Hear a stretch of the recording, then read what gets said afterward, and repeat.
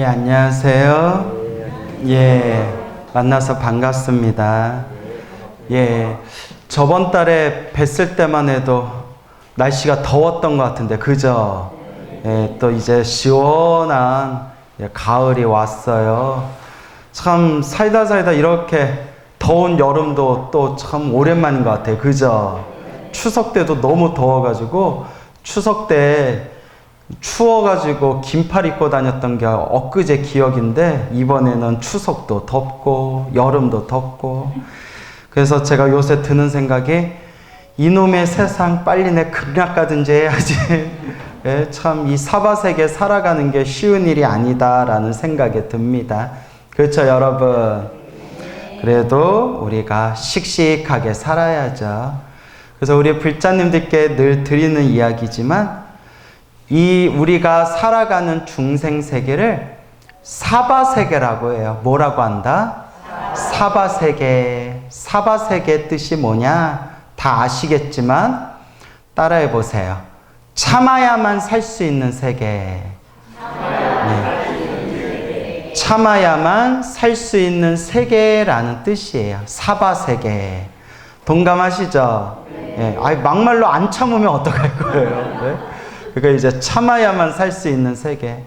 너무나 괴롭고 고통스럽고 그렇지만 또한 참아야만 살 수 있는 세계가 이 세계다.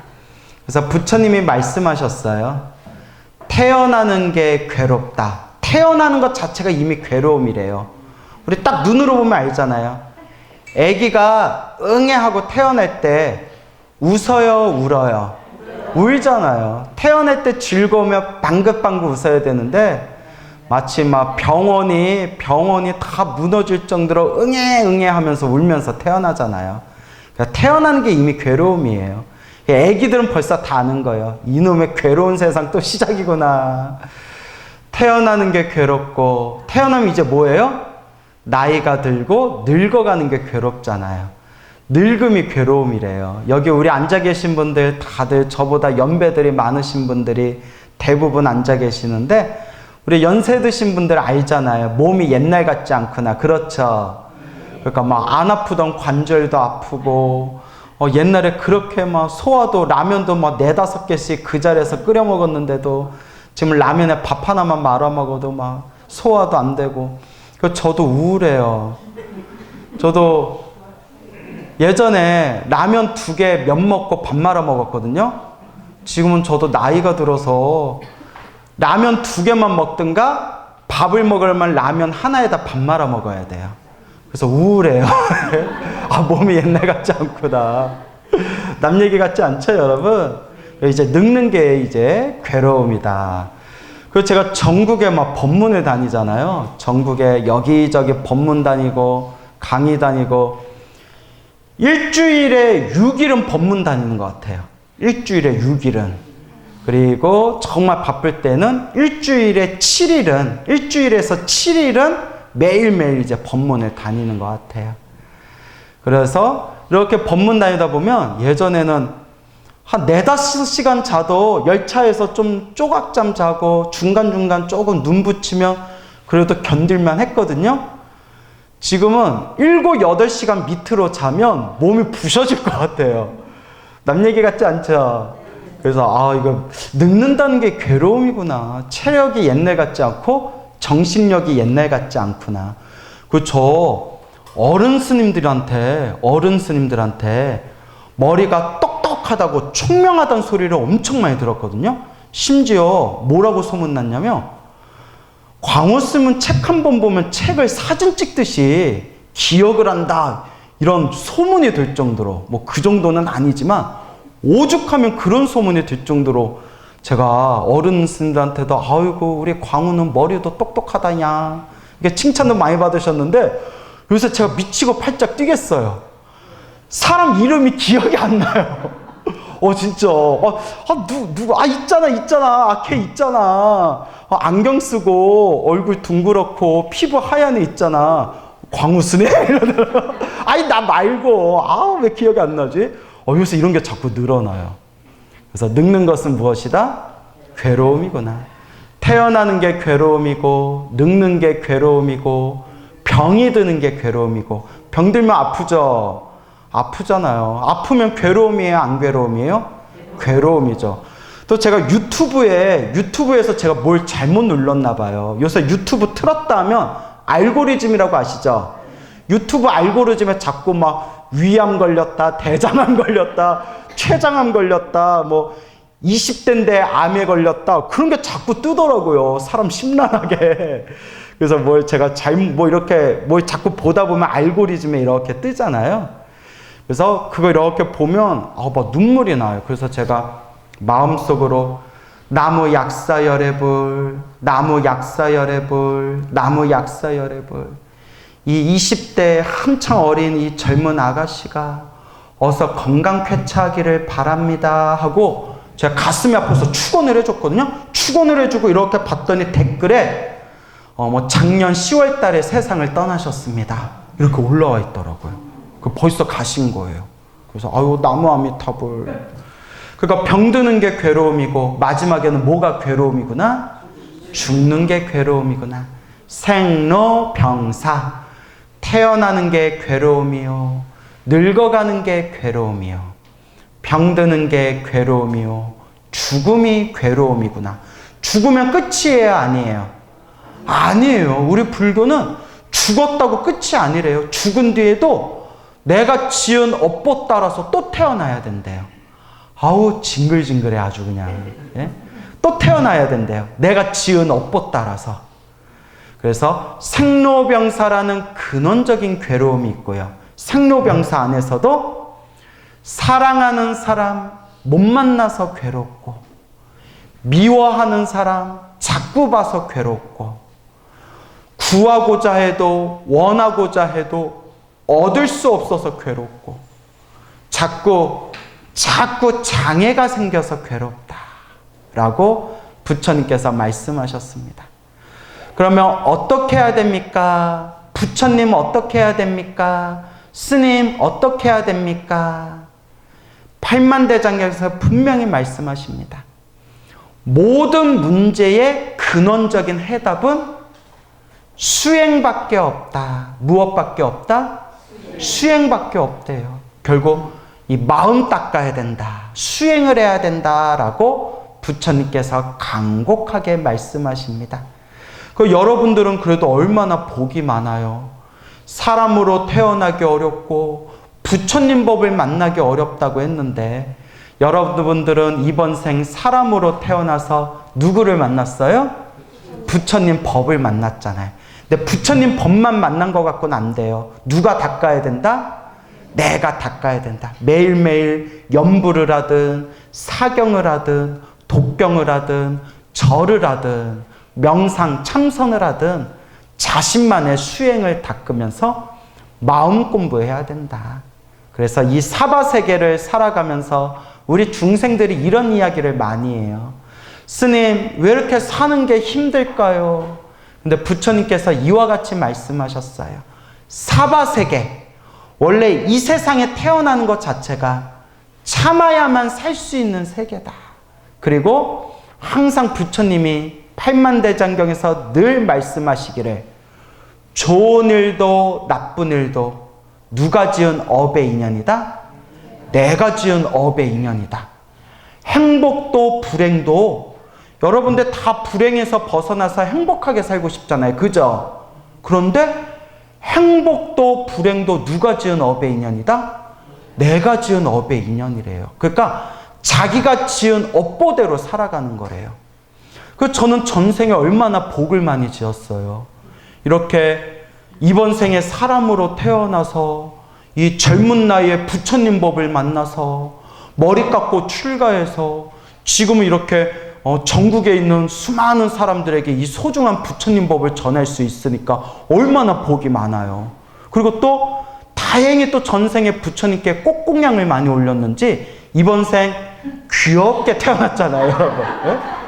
네? 귀엽게 태어났잖아요. 내 얘기 아니라 신도들 그래요. 어머 봐봐 귀엽다, 야 귀엽다 막 이래요. 아닌가요? 네. 그러니까 기분 나쁠 때도 있어요. 귀엽다는 말은 귀가 아프도록 들었는데 잘생겼다는 말은 별로 못 들어봤어요. 그래서 하여튼 이것도 다 자기가 지은 복대로 사는 거예요. 하지만 저도 나쁜 단점이 있을까요? 없을까요? 있겠죠. 예를 들어 저는 시력이 엄청나게 안 좋아요. 그냥 안경이 없으면 아예 일상생활이 불가능할 정도로. 안경을 써도 사람 얼굴이 잘 안 보여요. 그래서 실수할 때가 많아요. 사람을 못 알아봐서. 그러니까 눈도 안 좋고, 또 제가 법문에서 여러 번 말씀드렸지만 제가 또 지병이 있잖아요. 당다라당당 숭구리당당 당뇨가 있잖아요. 그러니까 항상 피곤해요. 아우 피곤. 근데 관리 잘하고 있을까 너무 걱정 안 하셔도 돼요. 저도 제 몸을 보고 제 마음을 보고 제 살아가는 모습을 보면 저도 안 좋은 단점들이 있어요. 그러니까 장점은 장점대로 있고 단점은 단점대로 있고, 좋은 일도 나쁜 일도 다 누가 지은 업이다? 다 내가 지은 업의 인연법대로 살아가는 것이다 라는 것을 우리가 항상 명심해야 됩니다. 그렇죠 여러분? 근데 그래도 우리는 이번 생 무슨 법을 만났어요? 부처님 법을 만났잖아요. 그러니까 그냥 부처님 법을 만났다라는 거에 만족하시면 절대 안 되고, 부처님 법을 만났을 때 자꾸 뭐 해야 된다? 예, 수행해야 된다. 기도해야 된다. 간절하게 염불해야 된다 라고 제가 항상 말씀을 드리는 겁니다. 아시겠죠? 얼마 전에 이제 대구에 법문을 갔다 왔는데, 그때 어느 30대 젊은 여성 불자님을 마주쳤어요. 절에서. 스님, 저 완전 스님 찐팬이에요. 저 하루 종일 스님 법문만 들어요, 스님. 스님 감사합니다 하고 막 인사를 하시더라고요. 그래서 이제 잠깐 이런저런 얘기를 했는데, 이제 그분이 하시는 말씀이, 스님 저 부처님 가피 받았어요 이러더라고요. 왜요? 했더니 당신이 마음의 병이 좀 깊었대요. 한창 지금도 젊은 분이신데 이미 오래전에 거의 10여 년 전부터 우울증이 심해져가지고, 우울증이 심해져서 그래서 이제 병원에 다니면서 약을 먹었대요. 그렇게 이제 약을 먹었는데, 그렇게 이제 우울증이 심한 상태에서 이제 약을 먹는데, 또 약을 먹으면 사람이 좀 멍해진대요. 사람이 자꾸 이렇게 좀 아무 생각 없이 멍해지고. 그래서 이제 우울증 약을 이제 먹었는데 막 이렇게 그 약을 좀 세게 먹으면 사람이 좀 멍해진대요. 그렇지만 그렇게 이제 약을 먹고 그래도 마음이 막 답답하고 불안하고 마음이 편안하지가 않다가 유튜브에서 제 법문을 들었대요. 그래서 제 법문을 들으면서 매일매일 제 법문을 들으면서 마음의 안정을 많이 찾았대요. 마음의 안정을 그렇게 많이 찾으면서, 제가 항상 법문에서 이야기하잖아요. 귀로만 듣는 거는 의미가 없다. 법문만 듣는 건 의미가 없다. 내 업의 에너지를 바꾸려면, 내 운명을 바꾸려면, 내 팔자를 바꾸려면, 내 업을 바꾸려면 뭐 해야 된다? 기도해야 된다. 수행해야 된다. 항상 말씀드리잖아요. 귀로 듣는 거는 100번 들어도 내가 수행하고 실천하지 않으면 의미가 없다. 그래서 그분이 기도를 열심히 했대요. 꾸준히 열심히 했대요. 그래서 시간 날 때마다 항상 틈틈이 이제 사경을 많이 했대요. 뭐 법화경도 사경하고 천수경도 사경하고 지장경도 사경하고, 부처님의 말씀을 손으로 뱉기는 사경도 많이 하고, 특히 연불을 많이 했는데, 특히 나무아미탑을 연불을 엄청 열심히 했대요. 왜냐하면 너무나 자기는 이거 살아가는 이 인간 세상이 너무 싫더래요. 너무나 이 세상이 싫고 사람들이 싫어가지고 빨리 연불 열심히 해서 빨리 어디에 태어나야겠다? 나무아미탑을, 극락세계에 태어나고 싶다. 부처님이 계시는 극락세계에 빨리 태어나고 싶다 해서 나무아미탑을 연불을 열심히 했대요. 그렇게 법문 듣고 연불하고 사경하고, 법문 듣고 연불하고 사경을 하면서 점점 마음이 편안해지더니, 이번에 스님 저 부처님께 가피 받았어요. 아니 왜요? 의사하고 이제 상담을 해서 우울증 약을 끊었대요. 우울증 약을 끊을 정도로 마음의 건강이 굉장히 마음이 건강해졌대요. 스님, 저 부처님께 가피 받은 거 맞죠? 훌륭합니다. 정말 훌륭합니다. 스님, 저 마음이 많이 편안해졌어요. 이러시더라고요. 그래서 제가 근데 혹시 기도하면서 뭐 꿈꾼 거 없어요? 꿈 같은 거 꾼 거 없어요? 꿈? 특별히 생각 안 나는데요? 아니, 꿈이 중요한 건 아니고, 꿈에 집착할 필요는 없지만, 보통 우리 불자님처럼 기도를 많이 하다 보면 그런 길몽, 좋은 꿈들을 많이 꾸거든요. 혹시 몸에서 더러운 게 빠져나가는 꿈을 꾸거나, 몸을 깨끗하게 목욕하거나 몸을 씻는 꿈, 이런 꿈 안 꿨어요? 했으니까 스님, 그런 꿈 엄청 많이 꿨죠? 이러더라고요. 그게 바로 길몽이라고.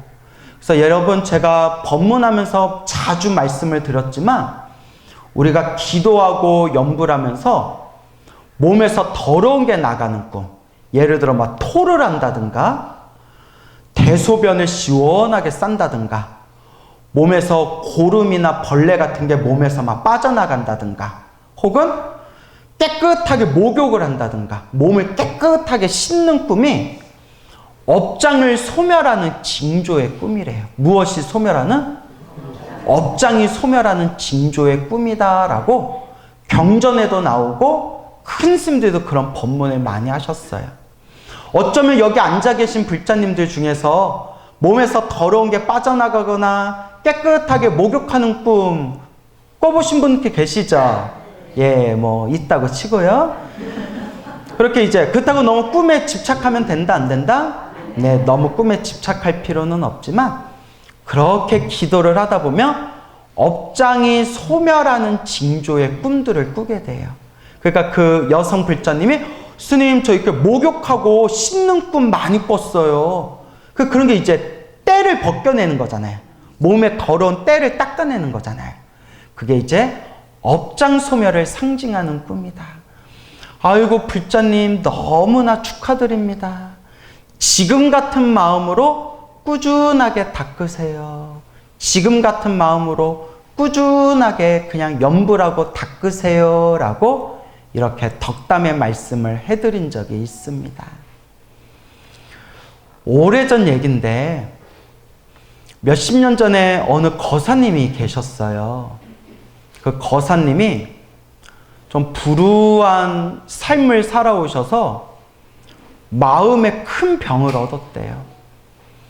가난한 집에 태어나서 도시로 올라와 나름대로 열심히 살아간다고 열심히 누구보다도 노력하면서 살았는데 하는 일마다 일이 잘 안 풀리고 사기도 당하고 몸도 건강이 많이 무너지고 마음의 병도 없고 그래서 정말 그냥 죽어버리고 싶더래요. 너무나 죽어버리고 싶더래요. 너무나 힘들고 괴롭더래요. 그런데 여러분, 이것도 성근이에요. 뭐라고? 성근. 착할선, 뿌리익은 부처님 법을 만나서 수행할 수 있는 것도, 기도하고 염불할 수 있는 것도 뭐가 있어야 된다? 성근이 있어야 돼요. 소를 물가에 끌고 올 수는 있어도 물을 먹일 수는 없어요. 물을 먹고 안 먹고는 누구의 몫이에요? 소의 몫이에요.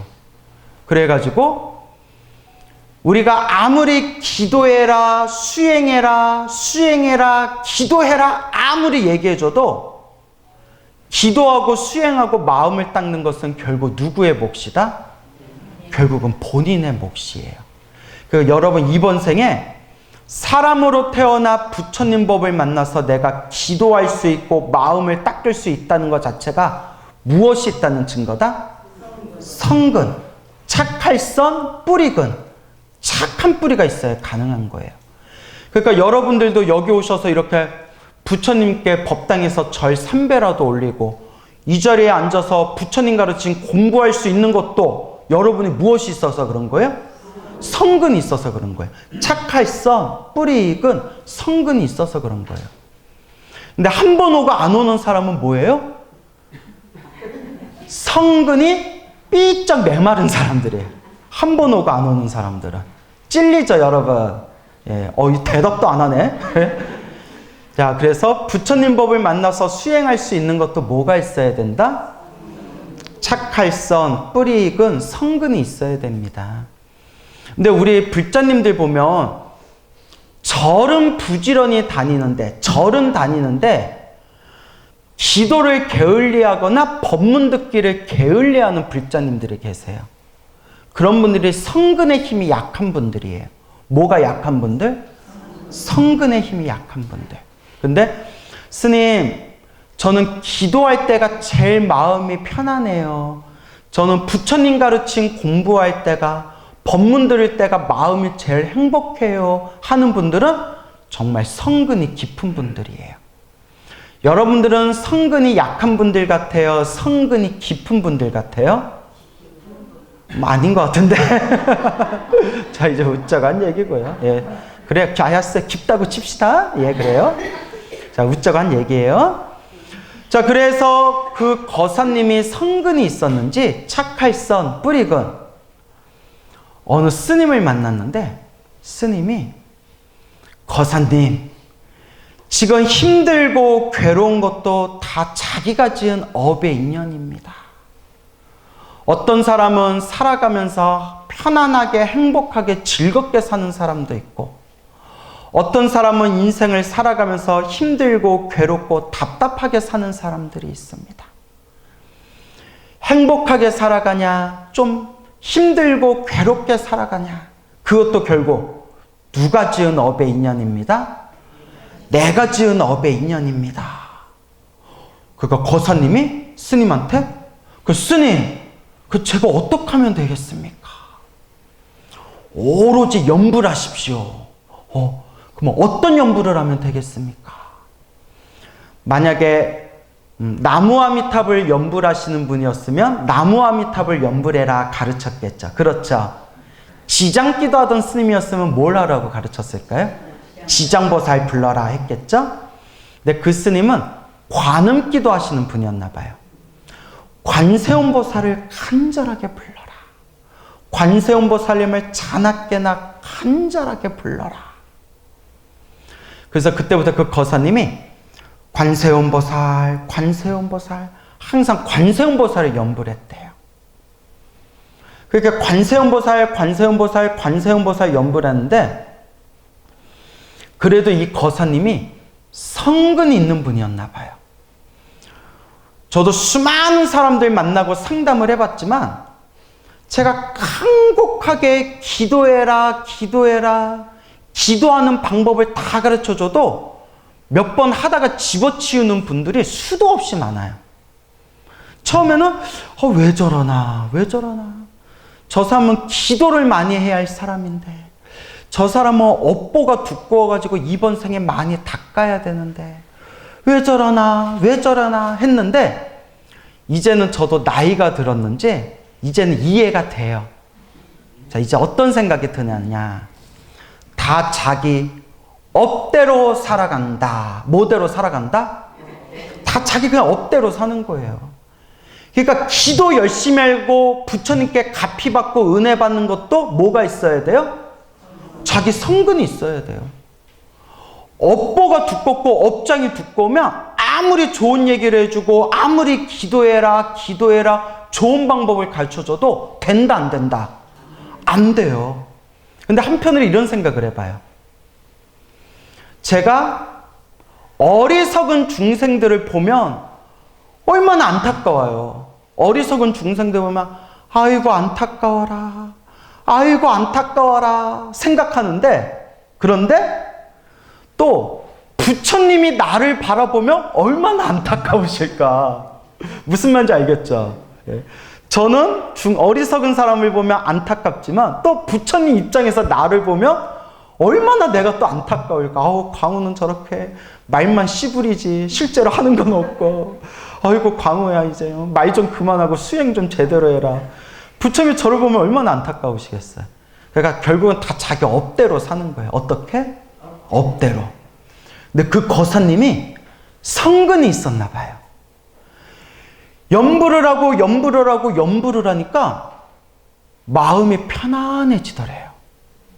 실제 여러분 마음이 답답하고 마음에 막 걱정근심이 올라올 때 하염없이 관세음보살 염주를 굴리면서 지장보살 염불하다 보면 마음이 편안해지는 거 느껴본 적이 있죠. 그 거사님이 염불을 하다 보니까 염주를 하나하나 굴리면서 염불을 하다 보니까 마음이 편안해지더래요. 그래서 어느 서양인이 있는데 이 서양인이 인도 여행을 갔다가 사온 그 염주 있죠. 인도에서 염주를 사와가지고 이 서양 백인 사람인데 항상 옴마니밤메움 항상 옴마니밤메움을 외우더래요. 근데 이제 티베트에서 배워서 티베트 발음으로 옴마니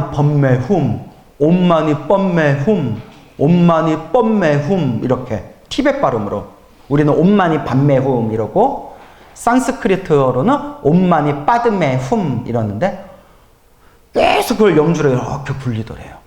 그래서 누가 물어봤대요. 이제 서양 사람이 계속 염주를 굴리고 있으니까 어머 불자신가 봐요. 불교 신자가 봐요 하니까 그 백인이 하는 얘기가 저 불자 아닙니다. 불교 신자 아닙니다 이러더래요. 아니 염주 굴려놓고 불교 신자 아니란 것도 희한하죠. 아니, 불교 신자가 아닌데 왜 이렇게 하루 종일 그렇게 염주를 굴리면서 주문을 외우냐고 하니까 그 백인이 하는 얘기가 내가 불교 신자는 아닌데 자기가 너무나 가슴이 답답하고 불안 증세가 있었는데 인도 여행 갔다 와서 요거 염주로 주문 옴마니밤메움 외우는 걸 배우고 그냥 속는센치고 한번 해보자 하고 이렇게 염주를 하나 굴리면서 옴마니밤메움을 했더니 너무 마음이 편안해져서 이게 딱 습관이 됐다고. 저는 이게 최고의 안정제입니다 이러더래요. 그래서 내가 불교 신자라고 제가 자부할 수는 없지만 마음이 편안해져서 이렇게 염주를 굴리면서 제가 옴마니밤메움을 외웁니다. 실제로 이렇게 우리 불자님들이 염불을 하다 보면 마음이 편안해진 그런 증세가 있어요.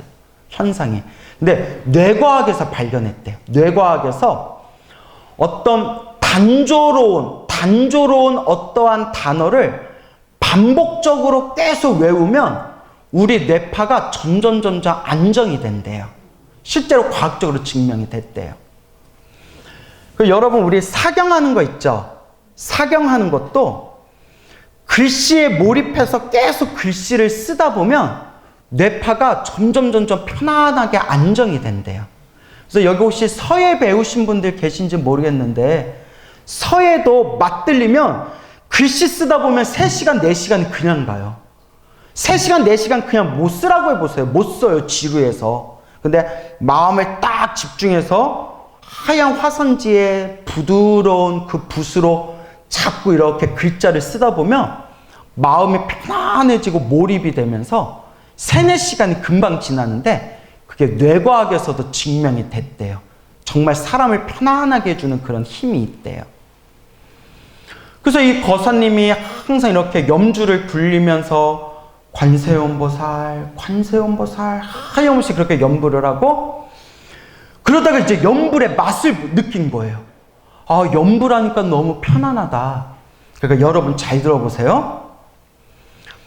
어떤 사람이 너무 괴로울 때 술을 마셔가지고 그 괴로움이 사라지는 경험을 하게 되면 그 사람은 술에 맛들린대요. 뭔 얘기인지 알겠죠? 어떤 사람이 도박장에 가서 돈을 왕창 잃어가지고 첫 판에 정내미가 떨어지면 다시는 도박에 손을 안 댄대요. 근데 처음에 도박을 배울 때 그때 돈 따는 쾌감을 느끼면 그때부터 이제 도박에 중독이 된다는 거예요. 그러니까 이게 맛을 본다는 게 중요해요. 맛을 본다는 게. 어떤 사람이 몸이 너무 아프고 너무나 몸이 아프고 괴로웠는데 달리기를 해가지고 몸에 건강해지고 몸이 상쾌한 맛을 보면 그 사람은 이제 달리기에 중독이 된대요. 운동 중독이 된대요. 결국 중생은 습관의 동물이잖아요. 이왕 맛을 보려면 좋은 쪽의 맛을 봐야 될까요? 나쁜 쪽의 맛을 봐야 될까요? 좋은 쪽의 맛을 봐야죠. 근데 그 염불하던 거사님이 염불의 맛을 본 거예요. 막 너무나 답답하고 괴로워서 밤에 잠도 안 올 정도였는데 막 밤에 잠이 안 오니까 누워서 노는 입에 염불한다고 그 염주를 굴리면서 관세음보살, 관세음보살 그리고 마음속으로 소리를 내지 않고 마음속으로 염주를 굴리면서 마음속으로 관세음보살, 관세음보살, 관세음보살 염불하면서 사르르 잠이 드는 거예요. 아, 염불하니까 마음이 편안해지는구나. 그때부터 염불을 진짜 열심히 했대요. 어떨 때는 절에 아침 일찍 절에 가서 법당에 앉아서 하루 종일 염불할 때도 있었대요. 그렇게 계속 염불을 했대요. 그렇게 시간이 지나고 어느 날이었대요. 그때도 다 앉아서 이렇게 이제 하염없이 이렇게 관세음보살 염불을 하고 있었대요. 부처님, 저는 왜 이렇게 사는 게 괴로울까요? 왜 이렇게 저는 인생을 살아오면서 누구보다도 노력하면서 살았는데 저는 왜 이렇게 살아가는 게 힘들고 괴로웠을까요? 부처님, 관세음보살님, 산다는 게 인생이란 게 왜 이런 걸까요? 마음으로 온갖 그런 마음의 푸념을 하면서 관세음보살, 관세음보살하고 염불하다가 정말 비몽사몽 생생한 환상이 펼쳐지더래요. 순간. 진짜 이게 꿈인 듯 꿈 아닌 꿈결같이 생생한 영상이 하나 쫙 눈앞에 관세음보살 기도하다가 눈앞에 다 영상이 펼쳐지더래요. 눈앞에 영상이 생생한 영상이 쫙 펼쳐지는데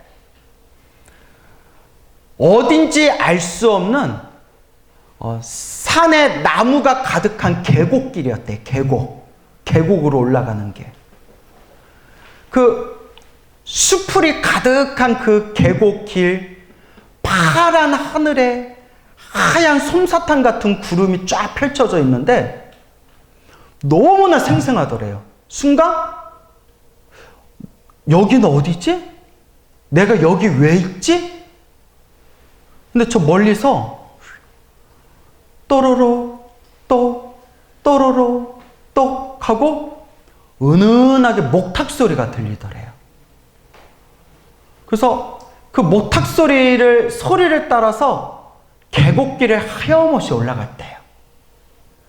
길을 오르고 오르는데 딱 눈앞에 작은 암자가 보이더래요. 암자. 그 암자에서 또로로 또로로 똑 하고 은은하게 연불소리와 목탁소리가 들리더래요. 그래서 마치 무언가에 홀린 듯이 자기가 그 암자 문을 열고 다 들어갔는데 정말 작은 법당, 사람이 한 몇 명 들어가지도 못할 것 같은 작은 법당에 부처님, 부처님이 앉아 계시고 불상 앞에 어느 빡빡 삭발한 머리를 깎은 스님이 또르륵 똑 목탁을 두드리면서 연부를 하고 기도를 하고 있더래요. 근데 그 기도 소리가 너무 편안하고 너무나 듣기가 좋아서 그 스님의 기도를 방해하고 싶지 않아서 법당 밖에 마당에서 그 기도하는 스님의 뒷모습을 바라보면서 자기가 이렇게 합장을 하고 그렇게 법당에 앉아 계신 부처님을 하염없이 바라봤대요. 그러다가 시간이 얼마나 지났는지 모르겠지만 또로록 똑 또로록 똑 하면서 연불소리가 딱 끊겼대요. 순간 그 암자가 너무나 고요한 침묵 속에 싹 휩싸였는데 자기가 거사님이 이제 기도가 끝났나 보다. 여기가 어딘지, 여기가 도대체 어딘지 여쭤봐야 되겠다 하고 스님한테 이렇게 법당에 앉아있는 스님한테 이렇게 말을 걸려고 하는 순간에 기도를 마친 스님이 뒤를 딱 쳐다보면서 자기 얼굴을 딱 쳐다보는데 그 자리에서 자기가 주저앉을 뻔했대요. 궁금하죠? 다음 시간에 다음 달에 아직 시간이 남았네요. 여기서 끊고 자 광고 듣고 오겠습니다 이래야 되는데 그 뒤돌아본 머리를 빡빡 깎으신 뒤돌아본 자기를 딱 쳐다본 그 스님의 얼굴이 자기 얼굴이더래요. 자기 얼굴이더래요.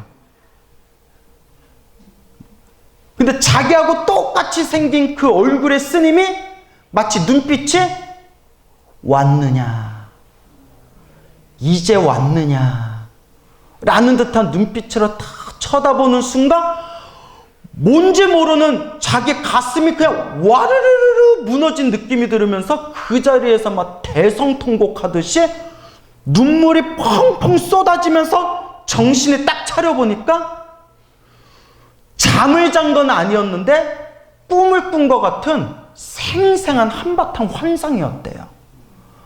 그 눈에서 하염없이 자기 눈에서 막 눈물이 쏟아지더래요. 그 가슴이 뭔가 시원하더래요. 그리고 그 꿈인 듯 꿈 아닌 꿈결 같은 그 환상을 딱 본 그 순간에 그날 이후로 자기를 그렇게 괴롭히던 마음의 병이 싹 사라졌대요. 자기가 제2의 인생을 살게 되었다고. 자, 따라해 보세요. 업장소멸. 이게 업장소멸이에요. 무슨 소멸? 힘들고 괴롭고 답답한 것도 누가 지은 업이다? 내가 지은 업보였고, 인생을 살아가면서 힘들고 괴로웠던 그 감정들이 내 가슴 속에 한이 맺힌 것처럼 내 가슴 속에 똘똘 뭉쳐있던 게 바로 뭐였다? 업장이고 업보였는데 그게 뻥 하고 그게 쑥 내려가 버렸대요. 그 뒤로 마음의 병도 사라지고 몸도 너무 건강해졌다라는 그런 거사님의 말씀이 있습니다. 믿습니까, 여러분? 예. 근데 여러분, 이런 얘기 아무리 귀로 백날 들어도 의미가 있다, 없다? 없어요. 결국 누가 닦아야 돼요? 내가 닦아야 돼요. 이런 얘기 그냥 앉아서 그냥 아이고 재밌다, 뭐 전설의 고향 같다, 오늘도 이야기 속으로 한 편 잘 봤네, 이러면 여러분들 인생에 아무 변화가 없어요. 백날 전설의 고향, 백날 10년 동안 전설의 고향 TV를 한번 봐보세요. 내 운명에 변화가 있나? 그 재밌는 영화 한 편 본 거지. 제가 드리는 이러한 불교 설화와 부처님 기도가피 이야기의 핵심은 무엇일까요? 누가 닦아야 된다? 내가 닦아야 된다. 누가 닦아야 된다? 내가 닦아야 된다. 여러분이 닦으셔야 돼요. 알겠죠? 그래서 시간이 좀 남아서 제가 부처님 연불가피 이야기, 짧은 이야기 하나만 더 해드릴게요. 우리 절에 오시는 불자님들을 보면 사실 우리 불교의 목표가 깨달음을 얻는 것, 마음을 깨치는 것, 이게 바로 불교의 목표지만, 깨달음을 얻고 지혜를 얻는 게 불교의 목표지만, 대부분 절에 다니시는 우리 신도님들 80, 90%는 깨달음을 얻으려고 절에 오시는 분들은 거의 없어요. 절에 오시는 신도분들의 80, 90%는 거의 다 우리 아들 잘 되게 해주세요, 우리 자식 잘 되게 해주세요, 우리 남편 돈 많이 벌게 해주세요, 우리 가족들 건강하게 해주세요. 사실 가족들 때문에 절에 다니잖아요. 그렇죠? 예, 우리 가족 잘 되게 해주세요. 몇십 년 전에 중국에서 실제로 있었던 일이래요. 중국에 있는 어느 불자님께서 직접 하신 이야기라고 합니다. 그 어느 할머니가 계셨는데 그 절에 다니시는 이 할머니가 걱정 근심이 가득해 보이더래요. 그래서 할머니, 요새 얼굴을 뵀는데 얼굴에 걱정심이 너무 가득해 보인다고, 얼굴이 너무 초췌해 보여요. 왜 무슨 일이 있어요? 했더니 그 할머니 하신 말씀이, 내가 젊었을 때부터 내가 잠을 자면 꿈을 잘 안 꾸는데, 그런데 내가 잘 안 꾸는 꿈이지만 꿈을 꿨다 하면 나는 꿈자리가 잘 맞는다고. 그런 분들 계시죠? 예, 또 아마 여기 앉아 계신 분들 중에도 계실 수 있어요. 나는 꿈이 잘 맞는데, 근데요 할머니, 너무나 찜찜한 꿈을 꿔가지고 마음이 무겁다고. 아니, 어떤 꿈을 꾸셨는데 마음이 찜찜하세요? 여러분, 짜증날 때는 뭘 먹어야 되죠? 짜장면. 예? 짜증날 때는 짜장면. 우울할 땐 뭘 먹어야 되죠? 울면. 찜찜할 땐 뭐 먹어야 되죠? 아귀찜? 웃자간 얘기예요. 내가 마음이 너무 꿈자리가 찜찜해서 그렇다고. 무슨 꿈을 꾸셨는데요? 얼마 전에 꿈을 꿨는데 생이빨이 우두두둑 하고 이빨이 다 빠져서 땅바닥에 떨어지는 꿈을 꿨다고. 딱 들어도 안 좋죠. 근데 여러분, 이빨 빠지는 꿈이 다 나쁜 게 아니에요. 알턴 이빨이나 충치가 쑥 빠지는 건 좋은 꿈이래요. 알턴이가 빠졌다 그러고 하죠. 근데 생리가 빠지는 거, 생이빨이 빠지는 거는 나쁜 꿈이래요.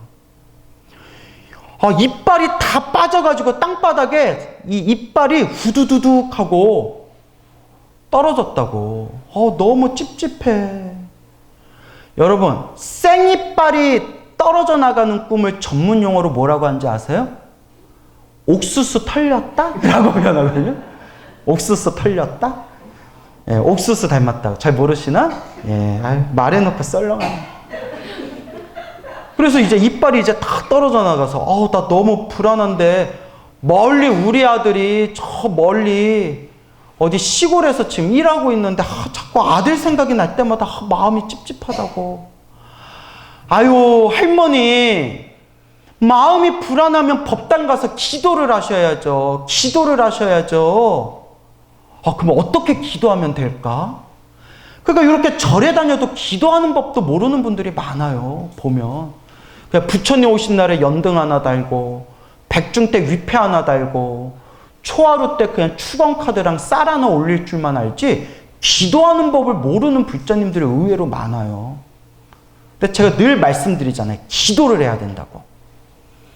할머니, 법당에 가셔서 부처님께 절을 올리고 합장하고 나무아미탑을 간절하게 염불하고, 기도를 끝낼 때 부처님, 나쁜 일은 좋은 일로 변하게 해주시고, 크게 받을 업보는 작게 받게 해주시고, 작은 업보는 사라지게 해주십시오. 이렇게 축원을 올리세요. 이렇게 얘기를 해줬대요.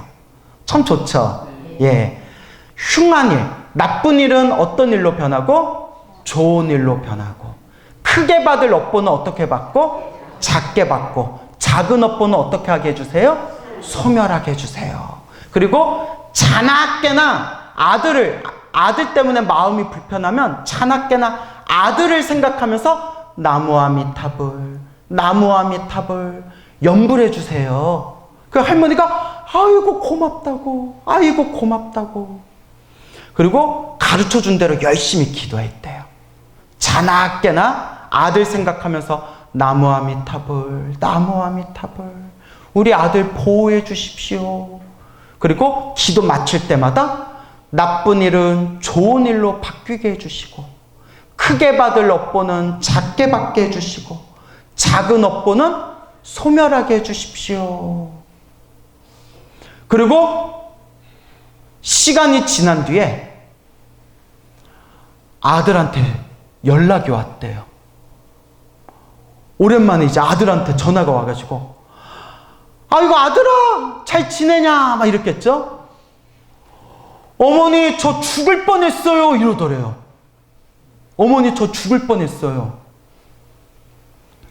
아들이 하고 있는 일이 어디 산 깊은 곳에 가가지고 산에서 인부들끼리 나무를 잘라가지고 그걸 뭐 어떻게 불에 움막에서 불에 태워가지고 수투로 만들고 그걸 도시로 보내고 뭐 그런 업종이 있었나 봐요. 그래서 이제 나무 자르고 그러는 움막이 있는데 그 얼키설키 산에서 뭐 대충 뭐 밥 먹고 잠자고 일하고 하니까 그 움막도 대충 져놨을 거 아니에요? 움막에서 이렇게 일을 하고 있는데 아들 얘기가 갑자기 아들아 하고 자기 이름을 부르는 어머니 소리가 들리더래요. 그래서 어머니? 에휴 내가 미쳤지. 어머니가 여기 오실 일이 없지. 그또 이렇게 일하고 있는데 아들아 하고 또 밖에서 소리가 들리더래요. 왜 이러지? 내가 너무 과로를 해가지고 내가 환청이 들리나? 근데 자꾸 밖에서 아들아 이렇게 소리가 들리더래요. 이거 잘못 따라가면 이제 구미호가 아들아 전설의 고향 그런 내용 있지 않나요? 엄마 목소리가 들려서 가봤더니 구미호야. 간 하나 주면 안 잡아먹지 막 이런 거 있잖아요. 아들아 해가지고 너무 막 느낌 뭐 뒤통수가 찜찜하잖아요. 왜 이러지? 어머니 그래서 아들아 부르는 소리로 그냥 이렇게 가봤대요. 그래서 아들이 몇십 발자국 밖으로 나가서 자꾸 어디서 내가 자꾸 소리가 들리는 거야 하는 순간 뒤에서 와르르르르 소리가 들리더래요. 뭐가 무너졌을까요? 움막이 무너졌대요. 순간 아들이 온몸에 소름이 쫙 끼치면서 그냥 그 움막에서 일하고 있었으면 어쩔 뻔했다? 자기가 그냥 목숨을 잃었을 뻔했다는 거예요. 그 순간 뭔지는 모르겠지만 어머니가 나를 살리셨다. 어머니 목소리 듣느라고 어머니 목소리 찾으러 움막 밖으로 나왔는데 어머니가 나를 살리셨다라는 생각이 딱 들어가지고 이제 밑으로 마을로 내려가서 어머니한테 전화를 했던 거예요. 어머니 저 죽을 뻔했어요 어머니 하면서 그 이야기를 하는데 어머니가 그 이야기를 듣는 순간 자기도 모르게 나무아미타불 부처님 감사합니다. 부처님이 우리 아들 살려주셨습니다. 그러니까 그 할머니가 꿈자리가 맞았던 거예요? 틀렸던 거예요? 맞긴 맞았던 거예요. 그 생리발이 그냥 다 땅바닥에 막 다 떨어져 나간 게 아마 자식이 큰 화를 당한다. 그거 꿈자리, 그거 용하다. 그거 살아계시면 나 한번 찾아뵙고 싶다. 자, 앞으로 어떻게 될 것 같아요? 그런데 대부분의 중생들은 자기 운명을 알아도 바꾼다, 못 바꾼다? 못 바꿔요. 그러니까 평생 점 보러 다니고 유명한 무당들 찾으러 다녔던 분이 직접 한 얘기가 있어요. 정말 용한 사람들 많이 만나봤지만 알아도 못 바꾸더라. 알아도 당하더래요. 다음 달에 안 좋은 일이 생길 거예요. 그 다음 달에 안 좋은 일이 생긴다는 걸 알고 있어도 어떤 일이 어떻게 생기는지 모른다는 거예요. 아이고 그때 무당이 했던 얘기인가 보다. 막 이렇게. 그래서 대부분의 중생들은 자기 업을 못 바꾼다는 거예요. 알아도 못 바꾼다. 그렇지만 좋은 일도 나쁜 일도 누가 지은 거라고 했어요? 내가 지은 거고. 좋은 일도 나쁜 일도 내가 지은 업보라면 그 업보를 바꾸는 것도 누가 바꾸는 거다? 내가 바꾸는 거다. 그러면 그 업보를 바꾸는 가장 좋은 방법이 무엇일까요? 부처님께 염불하고 기도하고 공덕을 쌓고 내 마음을 닦아라. 그래서 늘 큰 스님들이 말씀하시죠. 불교는 내 업을 바꾸는 종교입니다. 내 운명을, 내 팔자를 바꾸는 종교가 바로 불교입니다. 아시겠죠, 여러분? 네, 여러분 꼭 명심하세요. 제가 마지막에 항상 법문 마지막에 늘 드리는 이야기지만 절에 열심히 다니고 기도를 많이 해도 나쁜 일이 생긴다, 안 생긴다? 생긴다. 제가 늘 말씀드리죠. 여러분, 부처님께 기도했다고 좋은 일만 생기면 이 세상에 있는 70억 인구가 다 불교 신자 됐어요. 근데 그렇지가 않잖아요. 기도를 열심히 해도 나쁜 일이 생기기는 생기더라. 하지만 꼭 명심해라. 분명히 부처님이 말씀하셨지만, 기도하고 염불하고 공덕을 닦고 수행을 했는데도 나쁜 일이 생기는 것은 내가 크게 받아야 할 업보를 어떻게 받는 것이다? 크게 받을 업보를 작게 갖고 있는 과정이다. 전생에 지었던 큰 빚을 지금 작게 갚고 있는 과정이다. 그러니까 여러분, 내 업장을 소멸하고 내 운명을 바꾸고 싶은 분들은 꾸준히 기도하고 마음을 닦되 좋은 일이 생기든 나쁜 일이 생기든 거기에 휩쓸리지 말고, 기도를 했는데도, 기도를 열심히 했는데도 나쁜 일이 생긴다면 내가 크게 받을 업보를 작게 업장 소멸하고 있는 과정이구나 생각하면서 여러분 꾸준히 염불하시고 기도하시고 마음을 잘 닦으시기 바랍니다. 성불하세요.